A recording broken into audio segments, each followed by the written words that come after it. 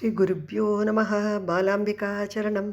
Friends, நம்ம இந்த சக்தி பீடம் வரிசையில் நாம் அடுத்து பார்க்க போகும் கோவில் திருக்கடையூர் என்னும் கோவில். இதை காலாசக்தி பீடம் என்று கூறுகிறார்கள். ஏன்னால் காலசம்ஹாரமூர்த்தி அங்கு இருப்பதால். அண்ட் இந்த கோவில் ரொம்பவும் விசேஷமான கோவில். இந்த கோவிலில் மூலவர் அமிர்தகடேஸ்வரர், உற்சவர் காலசம்ஹாரமூர்த்தி, அம்பாள் அபிராமி, அண்டு ஸ்தல விருட்சம் வில்வம், அண்ட் தீர்த்தம் அமிர்த புஷ்கரணி என்று சொல்லப்படுகிறது. சரி, இந்த கோவிலின் தல வரலாறு இதுவரை பார்த்தோம்.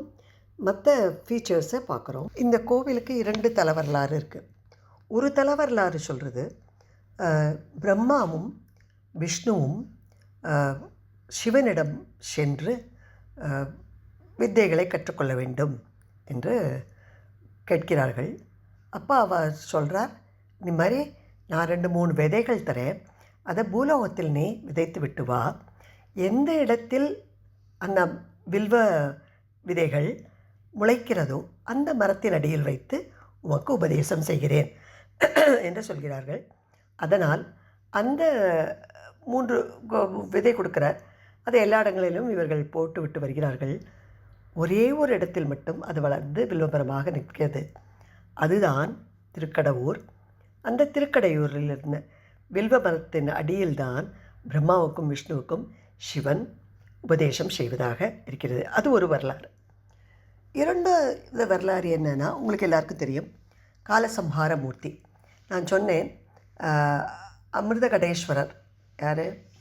சுயம்புவான லிங்கம். ஸோ அது மூலவர். உற்சவர் காலசம்ஹாரமூர்த்தி அப்படின்னு சொன்னேன். யார் அப்படின்னு பார்த்தா, மிருகண்டு முனிவருக்கு மகனாக பிறந்த மார்க்கண்டேயன் என்பவன். அவனுக்கு அதிக ஆயுள் இல்லை. 16 வயதில் அவன் இயற்கையை எய்துவிட வேண்டும் என்ற விதியுடன் தான் பிறந்திருக்கிறான். அப்போது அந்த மிருகண்டு முனிவர் சொல்கிறார், இந்த அமிர்தகடேஸ்வரரை நீ பூஜித்து வா, உனக்கு நல்லதே நடக்கும்னு. அதனால் அன்றிலிருந்து அவன் அந்த வில்வ மரத்தில் உள்ள வில்வ இலைகளை எல்லாம் பறித்து அவருக்கு பூஜை செய்து தீர்த்தம் எடுத்து கொண்டு வருவான். எங்கேயோ சென்று தீர்த்தம் எடுத்துக்கொண்டு வந்து சாமிக்கு அபிஷேகம் செய்து வில்வ இலைகளை அர்ச்சித்து தினமும் வழிபட்டு வருவான். The day in which he has to die, அது வருது. அந்த நாள் வந்த உடனே அப்போது அப்பா சொல்கிறார், நீ போய் சிவ பூஜை ஆஸ் யூஷுவல் பண்ணு அப்படின்னு. சரின்னு சொல்லிட்டு அவர் நீரையும் கொண்டு வந்து அபிஷேகம் செய்து வில்வ இலையை போடுகிறார். பின்னாடியே யமன் வந்துட்டான். யமன் அவனோட உயிர் எடுக்கணுமே, அதுக்காக பாச கயிறோடு வந்திருக்கான். இவர் என்ன பண்ணார், சொல்லியிருக்கார் இல்லையா, அப்பா சிவன் தான் உன்னை காப்பாற்ற முடியும்னுட்டு. அப்படியே அந்த அமிர்தகடேஸ்வரரை காலை கட்டி கொண்டு விடுகிறார், அந்த லிங்கத்தை கட்டி கொண்டு விடுகிறார். அப்போது யமன் என்ன பண்ணுறான், அந்த இது அவனுடைய பாசக்கயிற்றை விட்டு எறிகிறான். அவர் சொல்கிறார், என்னை அண்டி கட்டின்னுட்டான், சரணாகதி அடைஞ்சிட்டான், அப்போ கூட நீ அவனோட உயிர் எடுப்பியா, அவனுக்கு என்ன தைரியம் அப்படின்னு கேட்குறார். அதை பற்றி இல்லை, என்னோடய வேலையை நான் செஞ்சு தான் ஆகணும் சொல்லிவிட்டு அந்த பாசக்கயிறை போடுறான். அந்த கயிறு மார்க்கண்டேயரை மட்டுமல்ல, சிவலிங்கத்தின் மேலும் பட்டு விடுகிறது. அப்பொழுது அவர் குதித்து எழுகிறார். யார்? அமிர்தகடேஸ்வரர். என்ன பண்ணுறார், தன்னுடைய சூலாயுதத்தால் யமனை குத்தி தன்னுடைய வலது காலால் அவனை உதைக்கிறார். அதற்கு தான் காலசம்ஹாரமூர்த்தி என்பவர். காலனையே சம்ஹாரம் செய்தவர் என்பதால் காலசம்ஹாரமூர்த்தியாக இருக்கிறார். அங்கே அந்த லிங்கம்தான் காலசம்ஹாரமூர்த்தி என்று சொல்லப்படுகிறது. லிங்கம் தான் அமிர்தகடேஸ்வரர். காலசம்ஹாரமூர்த்தி என்பவர் உற்சவர். அது அதே வடிவத்தில் சிவன் வலது காலால் யமனை உதைப்பது போலவும் தன்னுடைய திரிசூலத்தால் அவனை கொல்வது போலவும் இருக்கும். இந்த அமிர்தகடேஸ்வரங்கிற பேர் எதனால் வந்தது அப்படிங்கிறது நம்ம முதல்ல பார்க்கணும். கட்டம்னா தமிழில் பானை, அமிர்தம் வைக்கப்பட்ட பானை என்று பொருள். அமிர்தகடேஸ்வரர் எங்கேருந்து வந்தார் அப்படின்னு பார்க்கணுமானாக்கா, பார்க்கடலை கடைந்தவுடன் வந்த அமிர்தத்தை தேவர்கள் அருந்த விரும்புகிறார்கள். அப்போது அந்த அமிர்தத்தை ஒரு பானையில் இட்டு, ஒரு கடத்தில் இட்டு அவர்கள் கொண்டு வந்து வைக்கும் இடம் இந்த திருக்கடையூர். திருக்கடவுரில் வைத்துவிட்டு அவர்கள் கொஞ்சம் பருகுகிறார்கள். தேவர்கள் எல்லாம் பருகுவதற்கு முன்பாக சிவபூஜை செய்துவிட்டு தான் விஷ்ணுவே அவர்களுக்கு அந்த இதை தர வேண்டும், அமிர்தத்தை கொடுக்க வேண்டும் என்பது மரபு. உடனே விஷ்ணு சிவபூஜை செய்வதற்கு மகாலட்சுமி கூட இல்லை.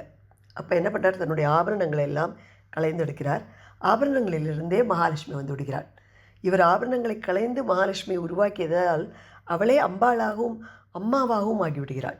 ஸோ அந்த அம்மா என்னும் அந்த ஒரு ஈரத்தன்மையினால் தான் அவள் அபிராமி பட்டரை பிறகு காக்கிறாள் என்று.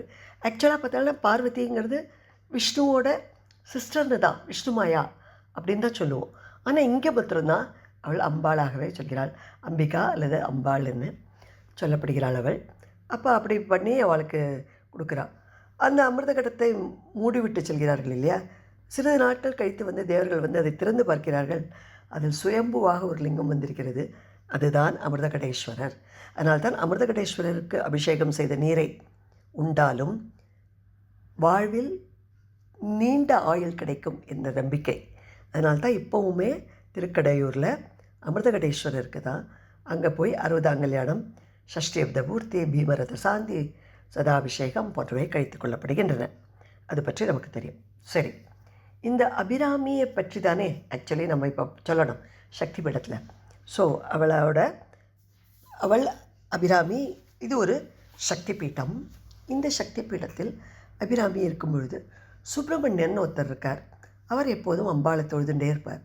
ஒரு நேரம் அவர் கண்மூடி அம்பாளை தொழுது கொண்டிருக்கும் போது யாரோ ஒருவர் கேட்கிறார், இன்று என்ன திதி என்ன.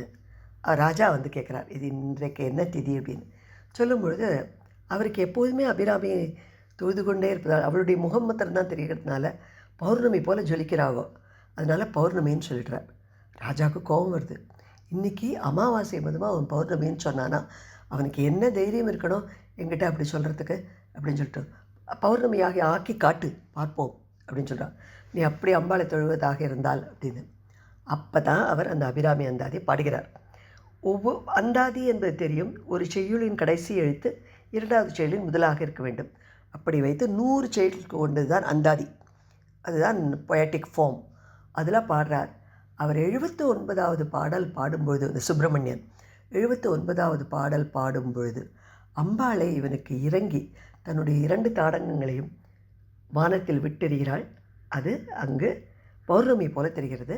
ராஜா இவரை விடுவித்து விடுகிறார். இல்லாட்டா அவனுக்கு மரண தண்டனை கொடுத்திருந்தான். நீ எவ்வளவு ஏகத்தாளமாக ஒரு அமாவாசையை நீ பௌர்ணமி என்று ஒரு ராஜாவுக்கு பதில் சொல்வாய் என்று சொல்லி அதனால் அவனை விடுவித்து விடுகிறான் என்பது கதை.